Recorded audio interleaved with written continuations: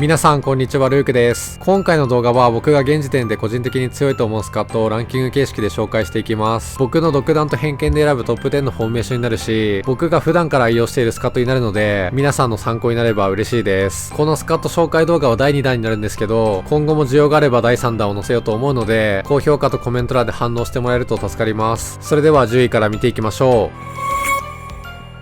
第10位は235サイドアタックです。このフォーメーションはね、圧倒的な攻撃の厚みと絶望的に守備が弱いことが特徴になります。両サイドバックはインナーラップサイドバックで、選手指示でオフェンシブに設定しているので、全員攻撃が可能となっています。ボールを奪われたら絶対に大ピンチが訪れるというスリルを味わえるのが魅力的だし、丁寧な攻撃と数的不利の守備力を鍛えられるので、プレイスキルの向上にぴったりです。もし絶対勝てないような友達を相手にフレンドマッチで対戦するときは、このスカットで来てほしいとお願いしてみてください。ボールを奪えば全てビッグチャンスになるので、実力差が一瞬で埋まるし、世紀に残る大熱戦になることを約束します。僕も先日の動画でジャマイカ人の方と対戦したんですけど、世紀に残る大熱戦を繰り広げました。気になる方は概要欄から見てください。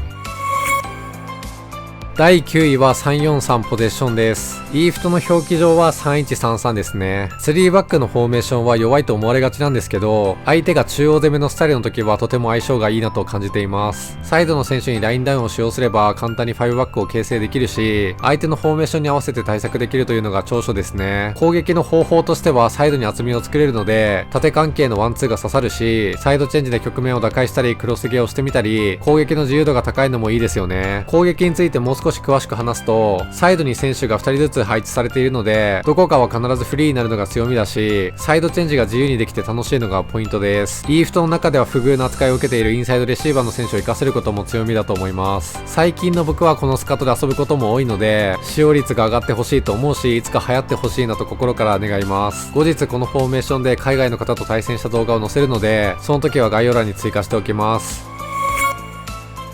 第8位は424サイドアタックです。前線に4枚のアタッカーがいることで超攻撃的なスカットになります。このフォーメーションはショートカウンターとかロングカウンターでも成立するとは思うんですけど、個人的にはサイドを広く使いたいし、パントキックの逃げ道だったりサイドチェンジをするためにサイドアタックを採用しています。僕は両サイドのウィングの選手をカウンターターゲットに設定するので、中盤の守備は超大変なんですけど、中央攻めやサイド攻撃などどこからでも攻撃できるのが魅力的ですね。僕は一時期ロンバルジにハマってダブルタッチ、ルーレット、時空ラターン、コントロールカーブ、スーパーサブのスキルをつけて大活躍させていたんですけど、そのロンバルジを活躍させていたのはこのフォーメーションですね。僕が親友の一人と対決してる動画も YouTube に投稿してるので、ぜひ概要欄から見てください。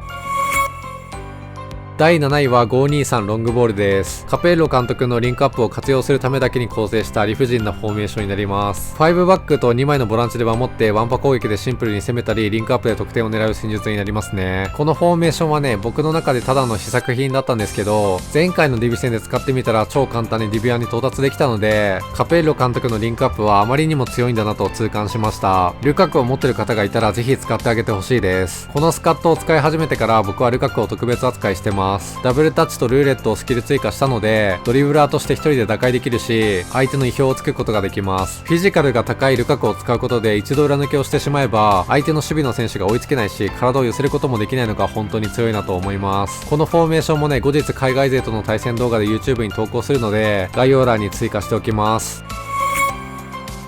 第6位は4222ショートカウンターです。このフォーメーションはウィーレアプリ時代から今の EFT の環境までずっと強いフォーメーションなので、多くの方に愛用されている印象があります。攻撃の方法としては選手の距離感が絶妙だし、シンプルなワンポ攻撃が刺さりますね。他にはダブルタッチシュートが一番打ちやすいスカットだと僕は思っています。中央攻撃だけだと手詰まりする時もあるんですけど、サイドバックの攻撃参加も使えば相手のプレスをかわせるし、クロスからの得点も奪えるし、堅実で強いスカットですね。僕のディビ戦を撮影した動画が何本かあるんですけど、リバプールとパリ・サンジェルマンを融合したスカットとか、ベルギーパックの縛りスカットなど、普通じゃ勝てないようなスカットもこの4222ショートカウンターで勝利を収めることができたので、初心者から上級者までどんな人にもおすすめできますね。4222ショートカウンターを使ったディビ戦の動画や海外勢との動画も概要欄に載せておくので、気になる方は見てみてください。一番見てほしい動画は 0GP スカットですね。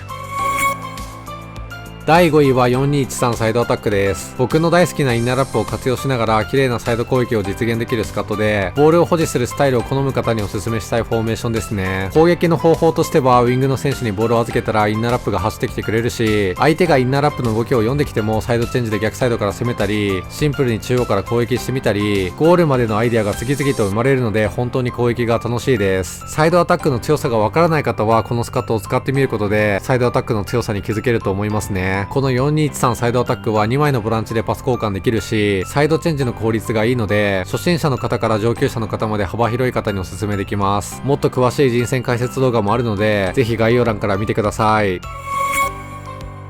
第4位は4213ポゼッションです。先ほど話した4213サイドアタックとフォーメーションは同じなんですけど、アルテタ監督のリンクアップを活かすことができるスカットです。このアルテタ監督のリンクアップはね、一発のサイドチェンジでチャンス作れるし、サイドチェンジが苦手な方でも成功確率が跳ね上がるのがいいですよね。CMF にプレイメーカーを配置して、選手指示でディフェンシブとラインダウンを設定すれば、低い位置からリンクアップを狙えます。僕はアルテタ監督を使った瞬間にこれは強すぎると思ったくらい衝撃でした。でもこのフォーメーションについてはまだ完成形を見つけたわけではないので、完璧な人選と組み合わせを見つけたら海外勢との試合で使ってみたり解説動画を出したいなと思います。もし投稿したら概要欄に追加しておきます。